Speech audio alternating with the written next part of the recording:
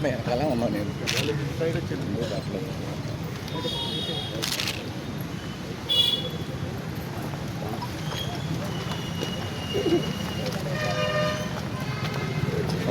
అన్నం వచ్చేస్తాం, ముందుకు వెళ్ళిపోయింది నాకు.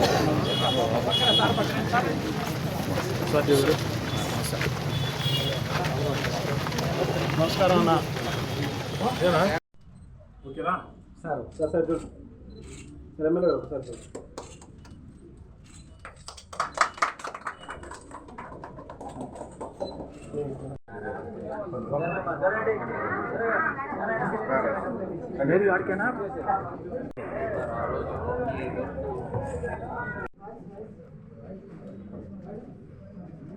తెలుగుదేశం పార్టీ కూటమి అధికారంలోకి వచ్చిన తర్వాత నారా చంద్రబాబు నాయుడు గారు ముఖ్యమంత్రి అయిన తర్వాత ఆ యొక్క ఎన్నికల వేళ ఏ హామీలు అయితే ఇచ్చారో హామీలన్నీ కూడా ఒక్కొక్కటి నెరవేరుస్తూ ఉన్నారు.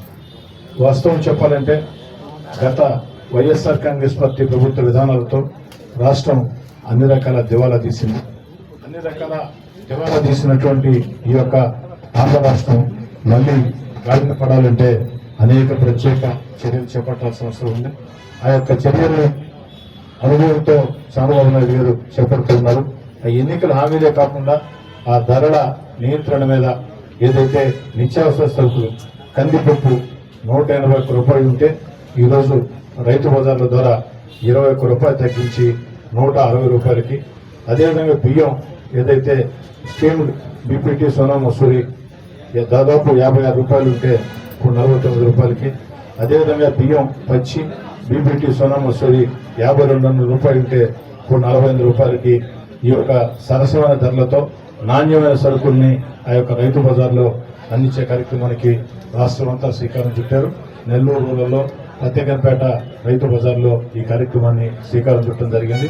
నాతో పాటు పాల్గొన్న వారందరికీ ప్రత్యేకంగా ధన్యవాదాలు తెలియజేస్తూ కౌంటర్ ఓపెన్ చేసి ఆ యొక్క సరుకు